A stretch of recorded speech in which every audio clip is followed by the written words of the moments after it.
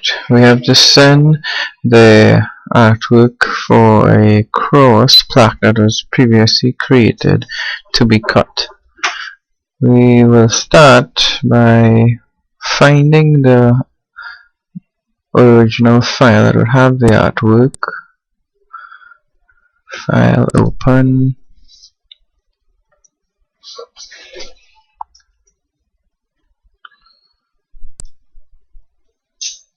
In my case, plaques will be located in PC, so plaque CNC.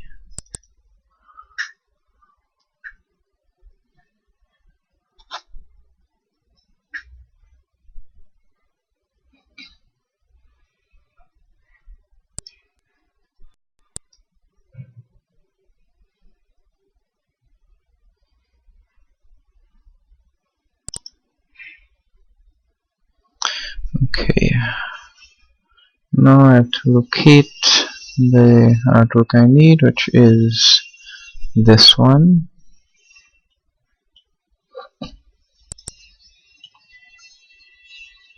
Now, these are the sort of things we have to double check, because somehow this little hole was rest here, and if we aren't aware, we could have sent this to cut and end up with this blemish, resulting in having this resend artwork to be cut. So I'll move this out because it would be useful for another project in the future. In fact, let me see if I'll delete it. No. Well, everything looks okay. As a precaution, I can copy this, break path to separate into individual pieces that will be cut. Then check the start sequence, or check the sequence, so I click start sequence to do that. So it started here and seemed to follow a logical pattern. And well, in this case, there aren't any objects that will be competing for a center point in the center of the entire object. So I am confident enough that this last point is the center point of the outside, and we must always make sure that the outside is cut last unless there are unique circumstances. So I'm good here. Now I broke apart a copy, which is always the best practice. So delete, and I will go ahead and use the original to create the artwork to be cut. So I select it,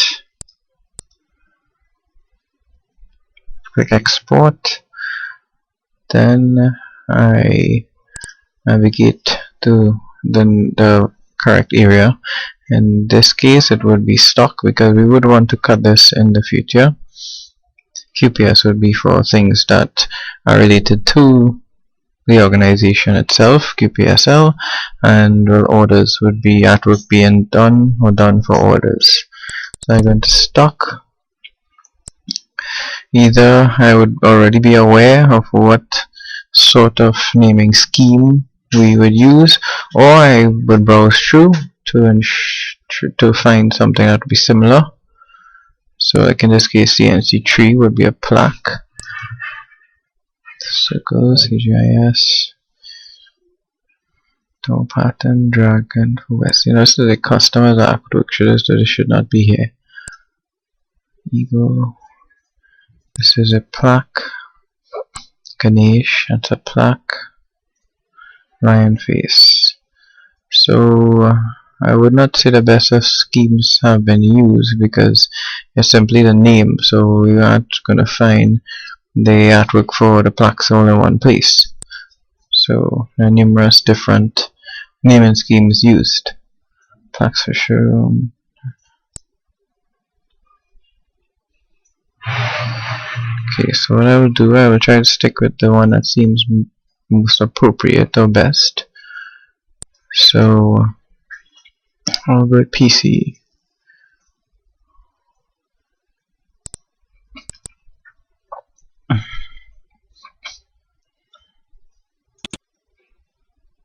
Now I would not use numbering scheme there, since the names will generally be unique.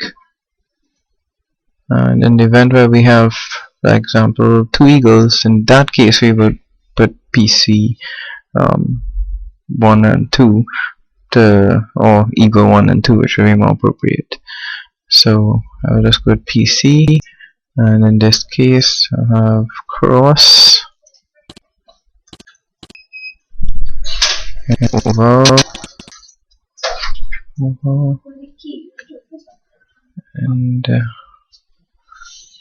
I'll put the dimensions. So this will be 20 by 23.5, which is of course an approximate measurement. Cross. Because the standard is, if I just put the name, it means there's only one. Or as long as there's more than one, I would put dash on the quantity. So that is pretty much it there. So I copy. Now very important, I put this last full stop here, because if I were to leave that out, then I leave myself vulnerable for this file being viewed by Windows as a .5 file rather than .dxf. So whenever using full name, especially close to the end, we have to make sure that we put a dot at the end so that the correct extension could be added afterward, and there's no confusion here. Okay, so copy, export. So now when they are going to cut, they would be able to find the artwork there. Okay, next step would be to open the CNC tracker.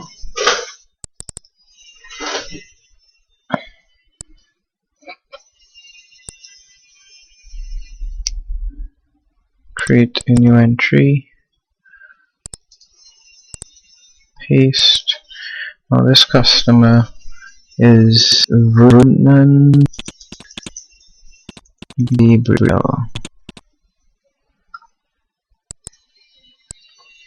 Well, you have to use whatever parity scheme is appropriate. In this case it will be +2.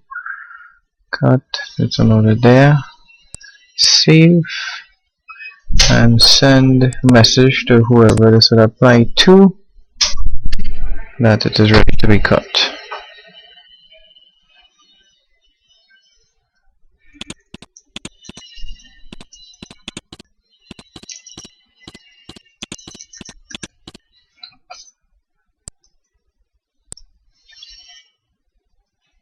Okay, well that completes the process. Exit.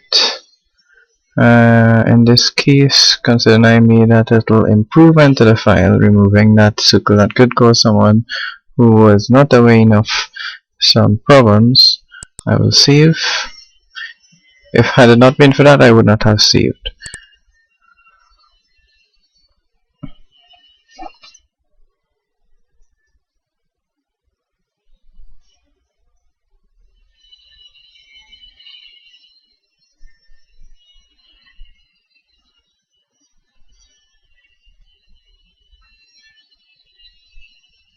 One simple but important thing to be aware of is that we must always ensure that we are not exporting a normal make path file without any lead-ins, because then that would not be a good artwork, and again that would cause problems. Now here you will see the lead-ins, but this was an artwork done pretty early on, so I have a little bit of skepticism watching it closer now about whether or not the lead-ins are whether or not the lead-ins are done properly. So I will just inspect that before actually leaving here. So this is acceptable. This here can work. Yes, yes, yes, yes. Yes, yes.